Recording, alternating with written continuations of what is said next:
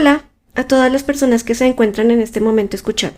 Hoy es una nueva semana para considerar algunos aspectos. Así que para iniciar, ve por tu taza de café que aquí te espero.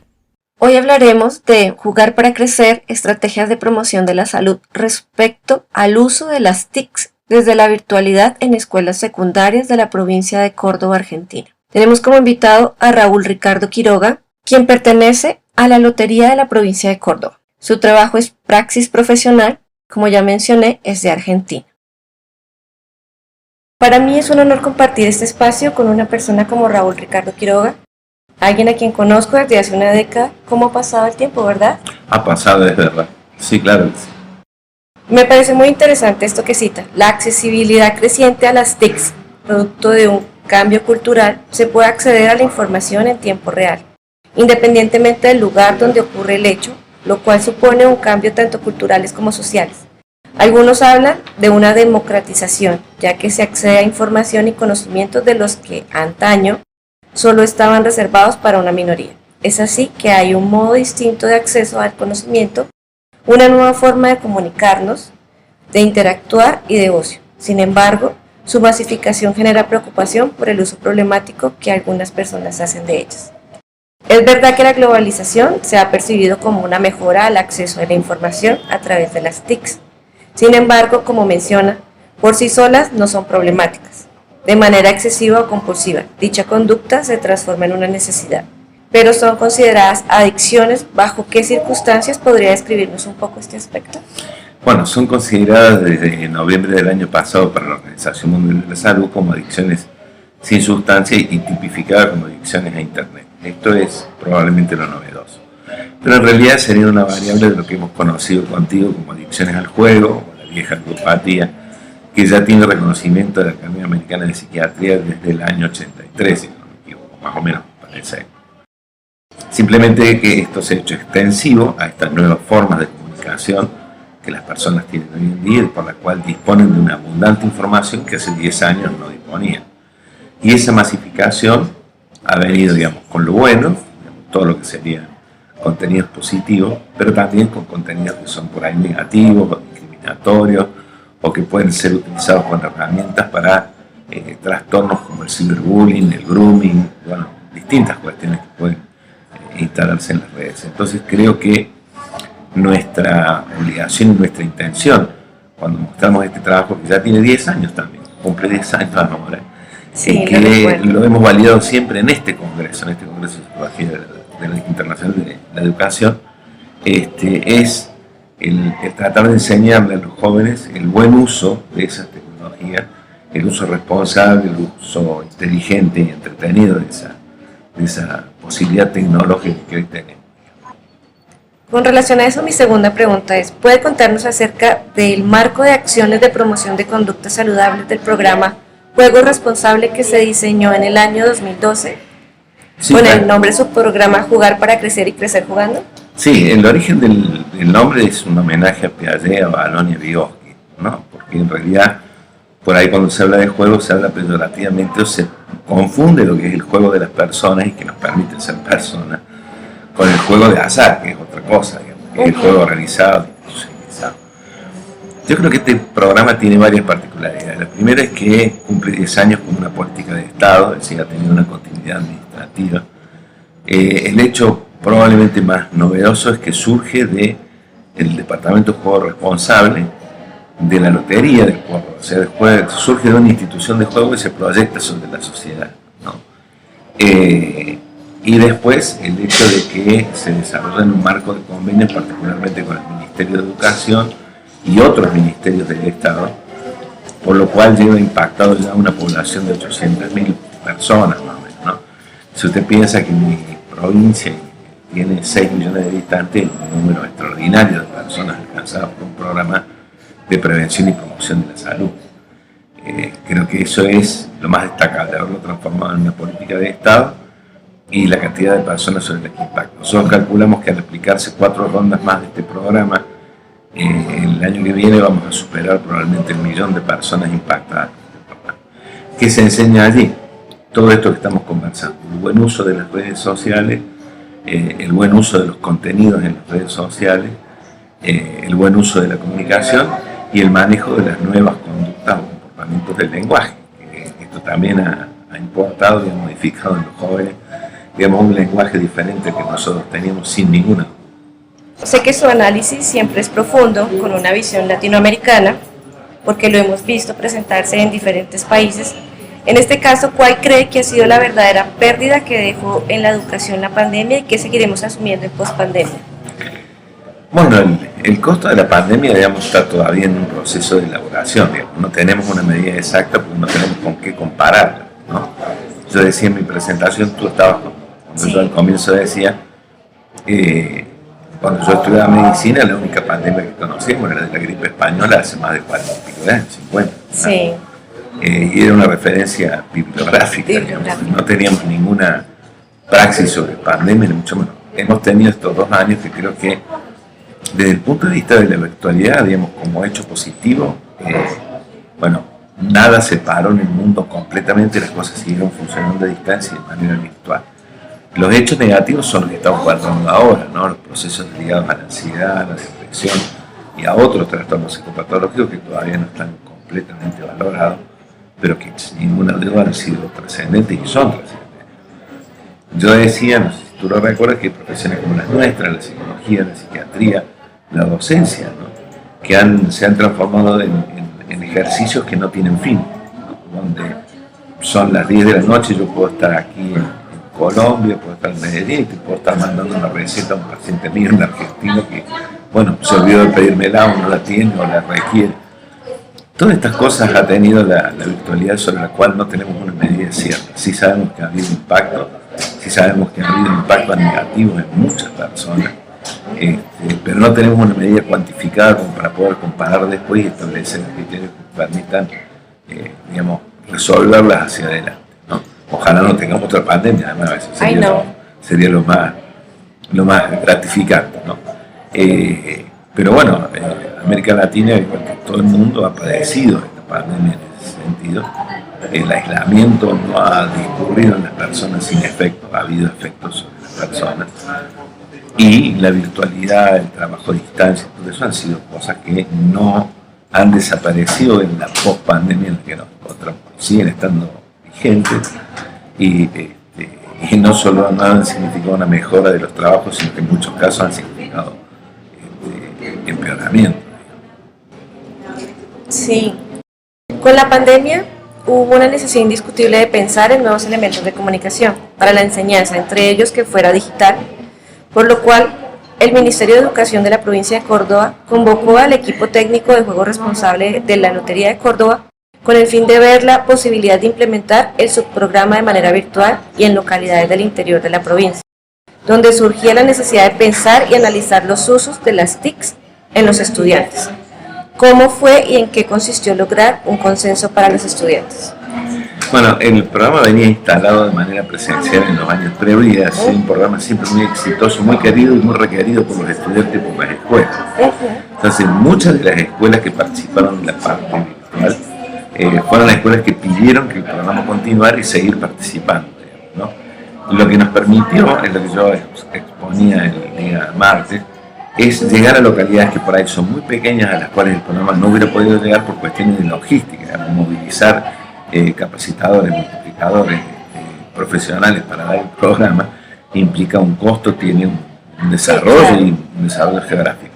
Bueno, descubrimos, entre comillas, ¿no?, que con todo lo virtual podemos llegar a esos lugares y a esa gente, y esto significó un beneficio mutuo para nosotros por la extensión, digamos, del programa y para la gente por poderlo recibir.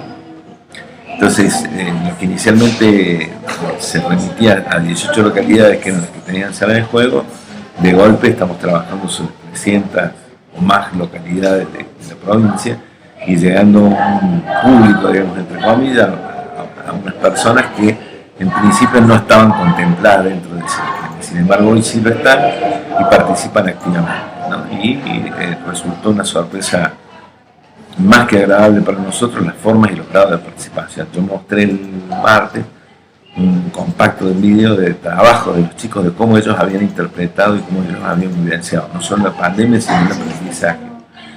Realmente fue muy divertido y era muy interesante. Sí, fue realmente significativo que hubiera podido incluir esas nuevas regiones dentro del programa, o sea que la virtualidad de alguna u otra manera fue un beneficio para ellos.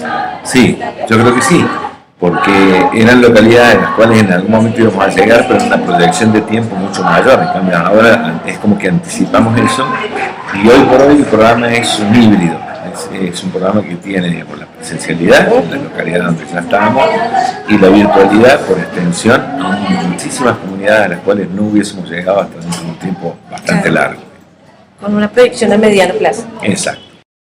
Citando en su artículo, se considera que las TICs son una herramienta que ha democratizado el acceso a la información y el conocimiento, aunque también presentan algunos aspectos relevantes que deben ser tenidos en cuenta. 1. La calidad de la información a la que se accede, ya que es imposible moderar, dimensionar o evaluar en términos de validez intrínseca de contenido, de calidad y de ética de la información a la que se accede. 2. Su atractivo unido a factores de recompensa emocional, anonimato y otras características las hacen potencialmente generadoras de usos inadecuados o problemáticos. 3. La relativa novedad que poseen para los adultos muchas de las nuevas herramientas que dificulta el establecimiento de criterios sobre el uso que hacen los menores de edad de las TICs. Considerando lo que menciona, a partir de la pandemia, no se originó, pero se le dio mayor alcance a la información que se suministraba en las redes, y aun cuando aparecían los absurdos más angustiosos, era como si lo que emergía ahí fuera legítimo. Eso desencadenó más estrés en la población, que no entendía o omitía que no todo tiene validez, pero al presentarse en las redes es como si fuera una afirmación.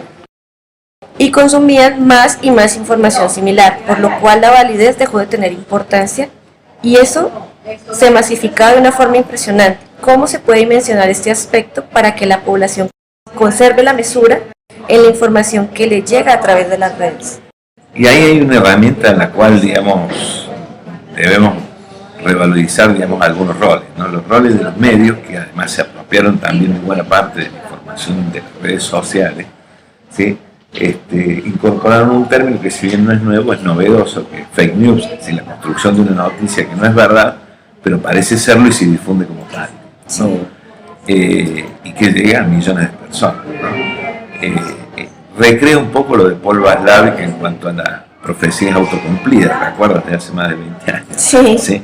Si tú construyes una noticia que está cargada de mentiras, pero parecen verdad, o son posibles, o la gente cree que son posibles, se instalan como reales y la gente actúa en consecuencia. Watzlawick mencionaba, no sé si vos lo vas a recordar, pero un ejemplo muy claro, él decía que había pasado en el estado de California hace 15, 20 años, que había un noticiero muy importante en la mañana temprano que lo escuchaba básicamente toda la gente cuando iba a trabajar. Pero el noticiero arrancaba a las 6 y la mayoría de la gente tomaba el noticiero a las 7. Bueno, una vez pasó que a las 7 menos cuarto empezó a hablar alguien de ecología, de la ausencia de nafta y de petróleo y toda una serie de cosas. Se hicieron las 7, casi todo el mundo se enganchó con el noticiero. Estaba hablando esta persona, la cantante de combustible, y entonces sucedió que California se quedó sin combustible por 48 horas. ¿Sí? Increíble. Que todo el mundo dio por cierto que eso que se estaba diciendo era una noticia, y en realidad era una información, era alguien que estaba hablando académicamente de algo que podía hipotéticamente suceder, pero que estuvo en la hora de máxima audiencia, como verdadero. Ese es el antecedente más viejo que yo recuerdo de la profecía autocumplida. Bueno, los medios y las redes, por su inmediatez, por su instantaneidad, riesgo, digamos, de comunicación es enorme, ¿no? De hecho, los comunicadores sociales deberían ser muy cautos y verificar qué están informando, sobre todo cuando se trata de temas científicos o educativos. Cuando son temas sociales, por ahí el equivocarse suele ser menos riesgoso, digamos, ¿no? Pero la cantidad de noticias falsas que circularon durante la pandemia, sobre lo que había que hacer o dejar de hacer, lejos de contribuir, generaban mayor confusión. Entonces, pueden ser útiles o no. Lo mismo que en cuanto a los contenidos y en cuanto al desarrollo de los contenidos. Yo digo siempre que las redes, sin ninguna duda, a las personas que tienen ciertas inhibiciones o que no son tan expansivas o no son tan sociales o sociables, les vino extraordinariamente bien, porque fueron sus posibilidades de comunicarse con otros a través de un mensaje que es más impersonal. No es lo mismo decirle a alguien que uno lo quiere cara a cara que decírselo a través de un mensaje y de alguna manera cuidarse. ¿Sí? Claro. Entonces, es un tema yo creo que apasionante. Lo que sí está claro que vamos a tener que estudiarlo y redefinirlo varias veces. Se ve mucho en la clasificación del CI-11, hay que leerla con atención, porque incluso hay una variable que es el tiempo que está en discusión antes de la pandemia para todos nosotros, cualquier persona que tuviese más de 4 horas frente a un medio de comunicación social, cualquiera fuera era un exceso, ¿sí? Después de la pandemia eso desapareció, pues las personas han estado entre 10, 12 horas, 8 horas trabajando y ya uno no puede clasificar eso, digamos, como un trastorno patológico, es parte de la dinámica que cambió. Bien, eso va a haber que verlo, que es una de las variables transversales que teníamos nosotros como medida de las adicciones sin sustancia, tiempo, ¿no? De hecho hay un conjunto de variables transversales en esta patología porque no distinguen clase social ni tampoco tienen, digamos, otro tipo de distingos que nos permitan agrupar a las personas, digamos, para poder de alguna manera nosográficamente clasificar. Entonces, el CI-11 en eso viene con una serie de definiciones que son muy interesantes cuando habla de la permanencia, pero habla de la permanencia en un lapso de 12 meses, ¿no? Yo quiero recordarte que para las adicciones sin sustancia y para el juego patológico en particular, se hablaba de una media de instalación de entre 6 y 10 años, ¿sí? Entonces, esto ya es una diferencia enorme. Sí, claro. Muy, muy grande. Pero básicamente eso sería. ¿Existen ciertas características de personalidad o estados emocionales que aumentan la vulnerabilidad psicológica a las adicciones y cuáles podrían ser? Miren, desde la psiquiatría en general se las menciona como patologías duales, ¿sí? Primero que habría que explicarle a la gente que nos escucha es que es muy difícil que haya solamente un adicto que sea monoadicto, por lo general es un poliadicto, ¿no? De las otras adicciones a las que suelen acompañar el juego, las más frecuentes son el alcohol y el consumo de sustancias. Y de los trastornos psicopatológicos de base, que es lo que está preguntando específicamente, se menciona el trastorno de ansiedad generalizada, los estados depresivos mayor y reactivo, los trastornos obsesivos compulsivos y cualquier otro trastorno de ansiedad que esté ligado a comportamientos asociados como el ataque de pánico u otro tipo de. Es decir, se cumpliría un aforisma en medicina que es muy viejo, que dice que no es enfermo el que quiere, sino el que puede y debería tener previo una patología de base. Por eso, la mayor insistencia en los últimos 5 años que hacemos, quienes trabajamos en esto, es que la gente entienda que el problema no está en el juego. Es decir, el problema no está en el juego, no importa si el juego es un juego de roles o un juego de ruleta mecánica. El problema está en la relación o el vínculo que la persona establece con el juego. Sí. Y en eso asienta la patología. Después el juego puede tener características, digamos, que faciliten los comportamientos adictivos, sí. Si es un juego que permite la descarga repetitiva de ansiedad, constante de ansiedad, claramente eso va a ser más estimulante que jugar al ajedrez. Eso es sí, muy claro, digamos, ¿no?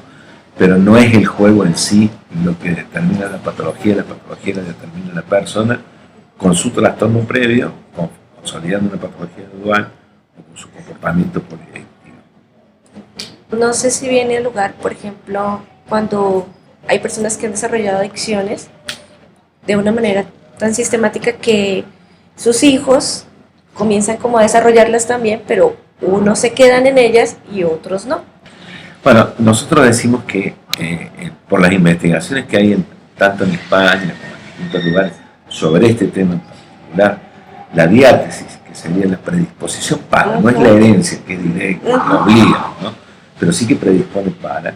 La diátesis de los jugadores patológicos es del 17%, que no es una cifra baja, es una cifra alta. La gente por ahí, digamos, piensa que una cifra alta es toda, que supera el 50%, ¿no? Claro, no. 17% en términos de diátesis es alta. Nosotros, en las investigaciones propias que ha desarrollado el equipo técnico al que yo pertenezco, da ese indicador también. Nosotros también hemos encontrado un impacto del 17%. ¿Qué quiere decir esto para que la gente lo tenga más claro? Que si tomamos una investigación sobre los jugadores patológicos, hay un 17% de ellos que tienen como antecedente uno o dos familiares que han sido jugadores patológicos, ¿sí? Es decir, desde ese punto de vista es alto, aunque la patología sea, desde el punto de vista del impacto sanitario, pequeña, no es la que más impacta, pero tiene ese alto grado de predisposición. Finalmente me quedo con esta cita que está en su artículo.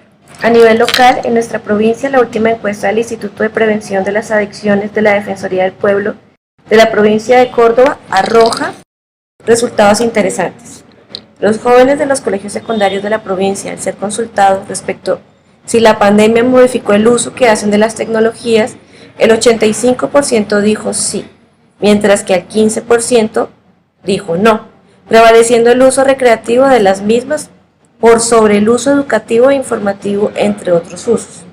Respecto al tiempo de conexión a los distintos dispositivos, el 10% realizó un uso de 1 a 3 horas diarias, el 55% de 3 a 5 horas diarias y el 35% de la muestra 5 o más horas diarias.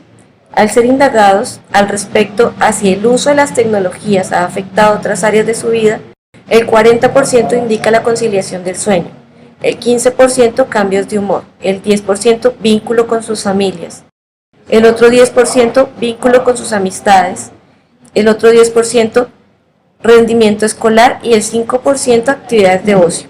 Finalmente, para el uso de las TICs, el 55% refirió haberse quedado hasta altas horas de la noche, el 25% refirió estar siempre pendiente del celular y otros dispositivos, el 15% no pudieron cumplir con sus tareas escolares y del hogar, mientras que para el 5% su uso significó que no pudieran disfrutar algunos momentos por estar pendientes de lo que sucedía en su celular.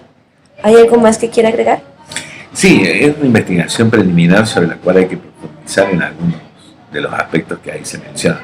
De todas maneras, deja un marco muy interesante que es cómo se han modificado las formas en la participación, y eso se ve muy bien en los porcentajes de uso de las tecnologías, ¿no? La segunda cuestión, y que lo más significativo, de las secuelas que estamos viendo post-pandémica, uno de los trastornos más significativos de la conducta que tienen las personas es el trastorno del sueño. Y lo tienen asociado a eso que aquí está muy bien descrito. Digamos, este uso continuado, o el uso recreativo, incluso en tiempo de pandemia, hizo que la gente perdiera la noción del tiempo. Entonces se quedaba conectada hasta las 2, 3, 4, 5 de la madrugada, porque de todas maneras al otro día no salía de su casa, no volvía a salir. Y sí le afectó en el cumplimiento de trabajo, de estudio, bueno, un montón de otras cuestiones que iban quedando postergadas por estos accesos a los entretenimientos, ¿no? Nosotros estamos ahora terminando el análisis de una muestra de 3.700 casos, muy importante, que se tomó en los años 2019-20, o sea, en plena pandemia, por eso estamos muy atentos ahora al análisis de los resultados, claro, y que afectó justamente a esta población en este marco. ¿Sí? Esta es una estadística de la Defensoría del Pueblo que hace un análisis mucho más general que el que hacemos nosotros, que es mucho más específico. De todas maneras, cuando esté a fin de año lista, con todo gusto te la comunicaré para que la compartamos. Claro que sí. Está hecha sobre la base de la encuesta del UNICEF para esto, y es la segunda muestra en términos sanitarios, porque es como la contraparte de una que se hizo hace 5 años atrás para poder compararla con esa, entonces vamos a tener resultados bastante claros. De todas maneras, esta, la de la Defensoría del Pueblo, es bastante significativa, porque además va parcializando, digamos, claramente las conductas de acuerdo al comportamiento horario, del tiempo, de compartir, digamos, con los demás, ¿no? Hay algo que me pareció muy importante y fue la relación del vínculo con la adicción. Y creo que es algo que normalmente no se suele percibir de esa manera, lo cual es muy interesante para poder seguir interpretando cómo se puede evidenciar ese tema. Quiero darle las gracias por la posibilidad de encontrar este espacio hoy, de acompañarme, Raúl, y pues, ¿hay algo más por última vez que nos quiera comentar?